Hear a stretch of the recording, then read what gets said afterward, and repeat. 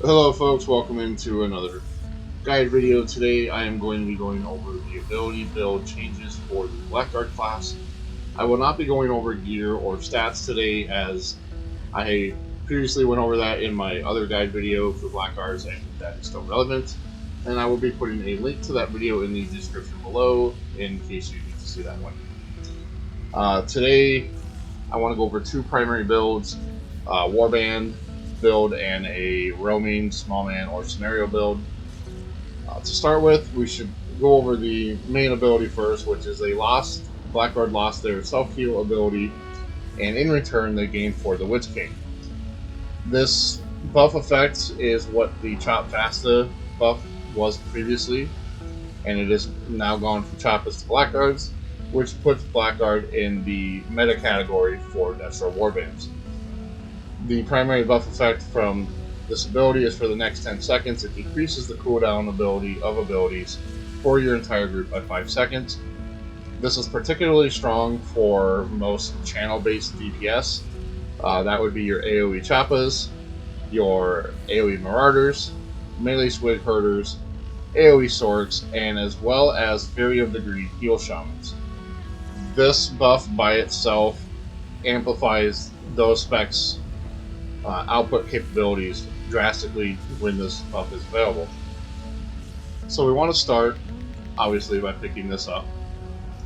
And as a tank, you're almost always going to be Sword and Board in Warband play, which is going to make the Path of Loathing tactic, Shielded by Hate, exceptionally strong.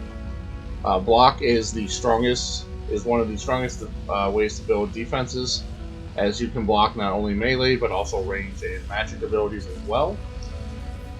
This tactic will scale your block based on your class resources, so the longer you're in the fight, the stronger your block becomes. From here, there's a few options that we can spend our remaining points on. We can go with Wave of Scorn, which is an AoE snare CC, and despite it being nerfed, if it is timed properly and you catch tanks and DPS with their juggernauts down, this can actually be quite strong in helping your team outmaneuver the enemy warband. Next is Anger Drives Me. This tactic is also pretty strong, especially early on if you feel like you need the extra mitigation from guard damage as well as just being able to block and parry AoE melee DPS. It is important to note that the Slayer Rampage ability has been nerfed from 100% chance to strike through block and parry to a 20% increased strike through, which is going to make block and parry, especially on tanks, very important, because if you can reach a high enough threshold, you will be able to remain with a solid amount of defenses even during their rampage burst. And then we have Terrifying Foe. Earlier on, if you're still gearing your Blackguard, you might struggle a little bit to keep both your toughness, your wounds, and your defensive stats high. Terrifying Foe does allow the Blackguard to work Hateful Strike into their rotation and give them a substantial toughness buff. This can be very helpful early on, as it kind of eliminates the amount of toughness you have to focus on towards the beginning of your gearing journey. The other abilities that we can look at taking, even for Warband play, would be something like Elite Training. This gives you and your Dark Protector a 100% chance to basically defend the next 4 attacks, whether it be via parry or via disrupt. This can be extremely strong even in Warband play. Basically just use this ability on cooldown. So next I wanted to take a look at some two-hand builds. There's going to be 3 ways you can build your two-handed Blackguard, and it is going to be based on your playstyle and your group composition. So the first thing I want to do is go over the Malice tree. This is kind of the bread and butter of two-handed Blackguard. We've got Crimson Death. This is a key ability. It's an AoE DD.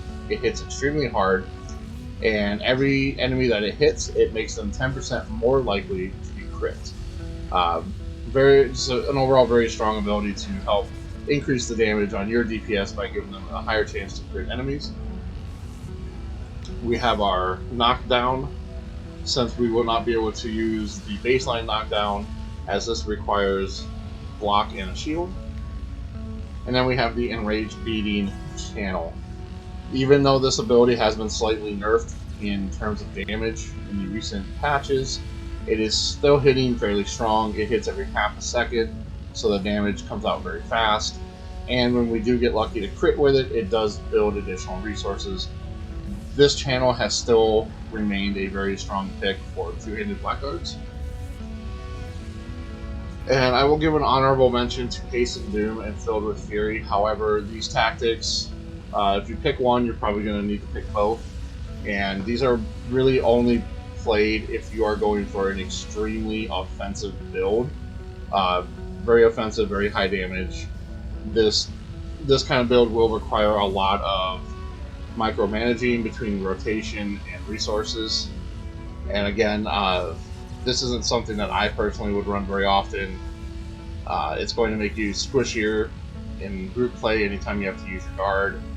But if there's any time where you just really want to see what kind of damage PG is capable of, then you could look into something like this. Now, after we have Crimson Death, our knockdown, and our DPS channel, there is two ways we can kind of look at this.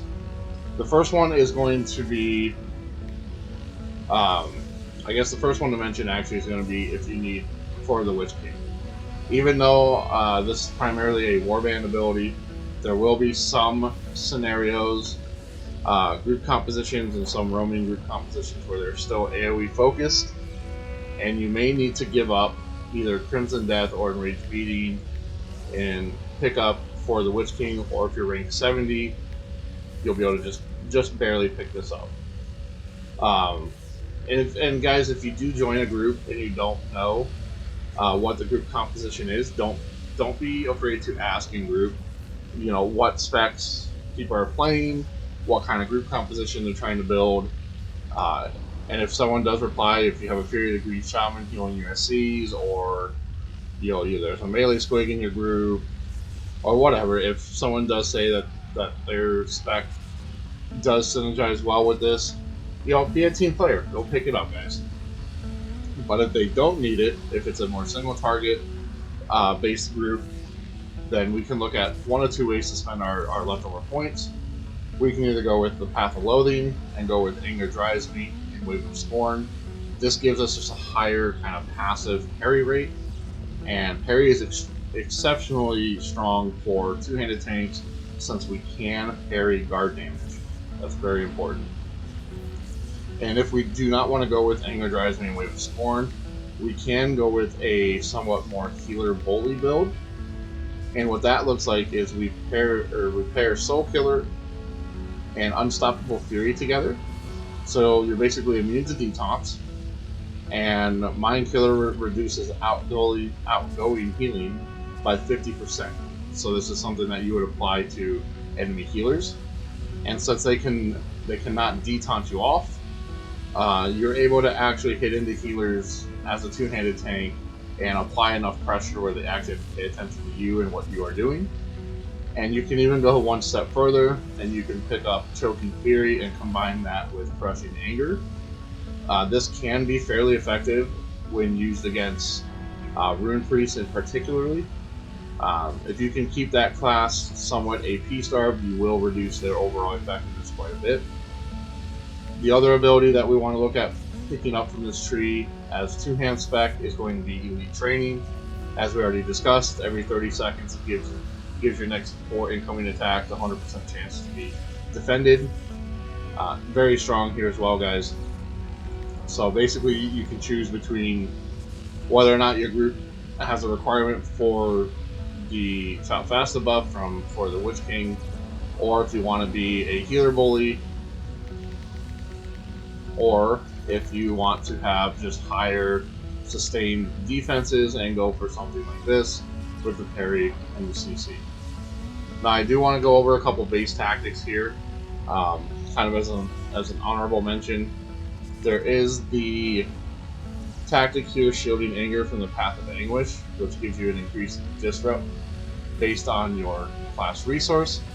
And and this can become a strong defense if you pair it with the dodge and disrupt renown. And there is a tactic. Give me just a moment to find it here, guys.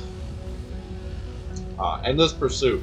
Whenever you disrupt a spell, you gain a 30% movement speed buff for 5 seconds. If you pair this with the Disrupt tactic and combine that with the Dodge Disrupt Renown, this can give you an awful lot of movement speed, just given how many DPS AMs and Bright Wizards there are on order.